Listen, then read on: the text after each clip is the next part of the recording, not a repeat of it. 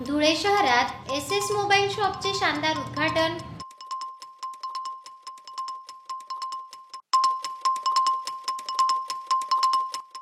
शासनाचा महसूल थकविल्याप्रकरणी मोबाईल टॉवरवर महसूल विभागाची कारवाई।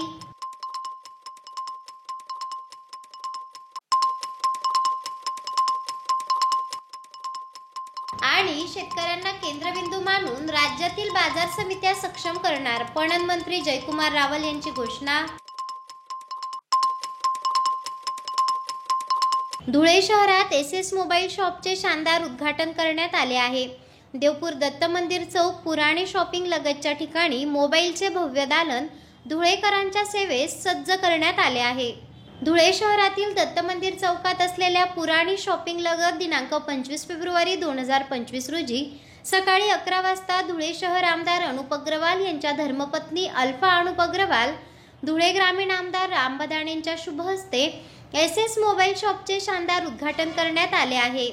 या प्रसंगी प्रमुख पाहुणे म्हणून माजी आमदार कुणाल पाटील, माजी नगराध्यक्ष महेश मिस्त्री, प्रदेश सरचिटणीस भाजपा डॉक्टर सुशील महाजन, राष्ट्रवादी काँग्रेस जिल्हाध्यक्ष रणजित भोसले, नगरसेवक सुभाष जगताप, नंदू सोनार, नासिर पठाण, माजी नगरसेवक इस्माईल पठाण व सहकारी उपस्थित होते।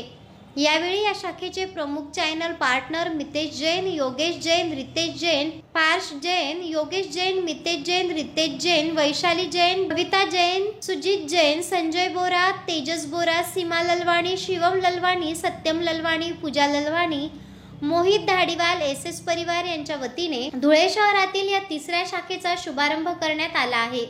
संपूर्ण भारतात ग्राहक सेवेचा प्रामाणिक वारसा जपत सदर एसएस मोबाईल कंपनी कार्य करीत आहे।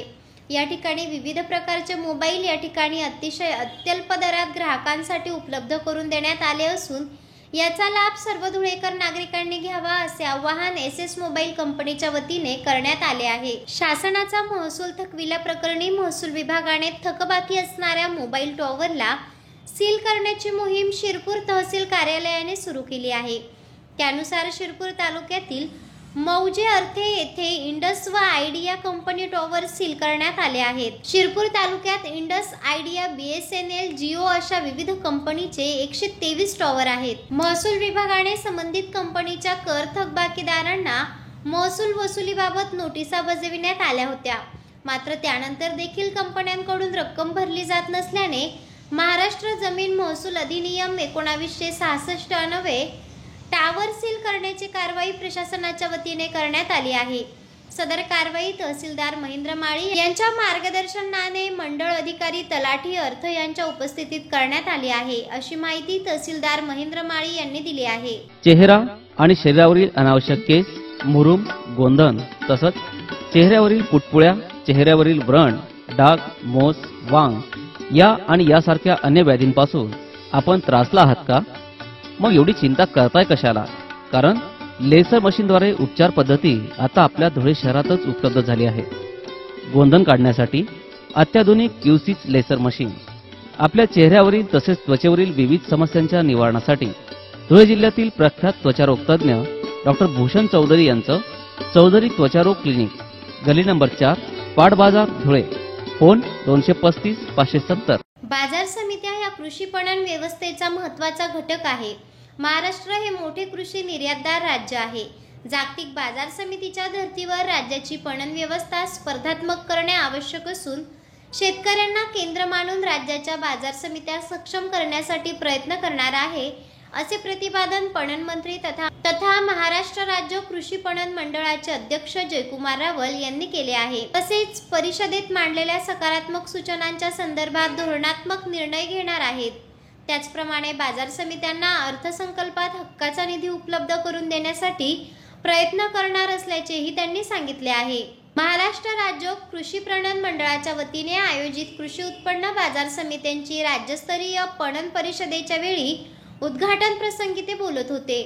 यावेळी राज्याचे कृषी मंत्री माणिकराव कोकाटे, आमदार चरणसिंह ठाकूर, आमदार दिलीप बनकर, आमदार अनुराधा चव्हाण, सहकार आयुक्त दीपक तावरे, कृषी पणन संचालक विकास रसाळ, महाराष्ट्र राज्य कृषी पणन मंडळाचे व्यवस्थापकीय संचालक संजय कदम, सरव्यवस्थापक विनायक कोकरे तसेच राज्यातील सर्व बाजार समित्यांचे सभापती, उपसभापती, संचालक व सचिव आदी उपस्थित होते। यावेळी मंत्री रावल पुढे म्हणालेत की शेतमालाच्या उत्पादनाच्या बाबतीत आपण जरी आघाडीवर असलो तरी त्याची सक्षम पणन व्यवस्था निर्माण करण्याच्या अनुषंगाने काम करण्याची गरज आहे। शेतकऱ्यांनी उत्पादित केलेल्या शेतमालाला किफायतशीर भाव मिळण्यासाठी पणन व्यवस्थेला अधिक स्पर्धात्मक करणे आवश्यक आहे। सुयोग्य पणन सुविधांच्या अभावामुळे शेतमालाची काही प्रमाणावर सुगी पश्चात हानी होते। प्रत्यक्षात अवकाळी पाऊस, गारपीट यासारख्या नैसर्गिक आपत्ती व शेतमालाची अशास्त्रीय वाहतूक व हाताळणीमुळे होणारे नुकसान टाळण्याकरिता प्रयत्न करावे। राज्यातील बहुतांश बाजार समित्यांच्या मालकीच्या जमिनी गावातील किंवा शहरातील अत्यंत मुख्याच्या ठिकाणी असून त्यांचा विकास करण्यासाठी कृषी उत्पन्न बाजार समित्यांनी स्थानिक गरजा लक्षात घेऊन व्यवसाय विकास आराखडे तयार करावे, कालबद्ध कार्यक्रम राबवून ते अंमलात आणले पाहिजे। राज्यामध्ये एकूण 305 कृषी उत्पन्न बाजार समित्या व त्यांचे 625 उपबाजार आवार कार्यरत आहेत। राज्यातील काही आदिवासी भागात व राज्यातील 69 तालुक्यांमध्ये नव्याने बाजार समित्या निर्माण करण्याचा निर्णय घेण्यात आला आहे। कृषी उत्पन्न बाजार समितीने अधिकाधिक शेतमाल बाजार समिती आवारात विक्रीसाठी येण्याकरिता शेतकऱ्यांना विविध सोयी सुविधा, शेतकऱ्यांचे संपर्क व प्रबोधन, शेतकऱ्यास शेतमालाचे पैसे देण्याबाबत संरक्षण, शेतकऱ्यांच्या बांधावर जाऊन शेतमाल संकलन व माफक दरात वाहतूक, आधुनिक तंत्रज्ञानाचा वापर, शेतीविषयक व प्रक्रियाविषयक तंत्रज्ञान यांची उपलब्धता व माहिती देणे, अधिनिस्त बाजार घटकांवर प्रभावी नियंत्रण ठेवणे, बाजार समितीची व्यावसायिक उत्पन्न वाढीसाठी गोदाम व शीतगृह उभारणे, निर्यातीसाठी मूलभूत सुविधा निर्माण करणे, ग्रेडिंग, स्टोरेज, पॅकिंग इत्यादींना प्रोत्साहन देणे, स्वतःचा व्यवसाय विकास आराखडा तयार करून त्यांची कालबद्ध अंमलबजावणी करणे आवश्यक आहे। जागतिक पातळीवर अनेक राष्ट्रांनी त्यांच्या अन्नधान्य साठ्यामध्ये वाढ केल्यामुळे कृषी पणन क्षेत्राचे महत्त्व अधोरेखित झाले आहे। कृषी पणन क्षेत्र हे शाश्वत विकासाचे क्षेत्र असल्याने मोठ्या प्रमाणावर गुंतवणूक येऊ लागली आहे। आंतरराष्ट्रीय स्तरावर माहिती तंत्रज्ञानाचा वापर, कमोडिटी मार्केट्स, फ्युचर व फॉरवर्ड मार्केटिंग, ऑनलाईन मार्केटिंग, विविध प्रमाणीकरण, पॅकेजिंग इत्यादी तरतुदींमुळे आव्हाने निर्माण झाल्यामुळे उत्पादक शेतकऱ्यांबरोबर कृषी पणन व्यवस्थेला आधुनिकतेची कास धरणे आवश्यक झालेले आहे। शेतीमालाची विक्री व्यवस्था निर्माण करणे हे बाजार समित्यांच्या स्थापनेच्या वेळेचे उद्दिष्ट होते। तथापि सध्याच्या बदलत्या जागतिकीकरण व उदारीकरणाच्या वातावरणात बाजार समित्यांनी त्यांच्या कामकाज आवश्यक बदल करणे गरजेचे आहे। मोबाईल ॲप, बाजार आवारातील आधुनिक डिस्प्ले सिस्टीम यांचा वापर करून राज्यातील व देशातील शेतमालाची आवक, बाजारभाव तसेच इतर आवश्यक माहितीचा रिअल टाइम डेटा सर्व बाजार घटकांना सार्वजनिकरित्या उपलब्ध करून दिला पाहिजे। कृषी पणन व्यवस्थेतील आधुनिक तंत्रज्ञानाच्या वापराबाबत वेगाने काम झाले पाहिजे।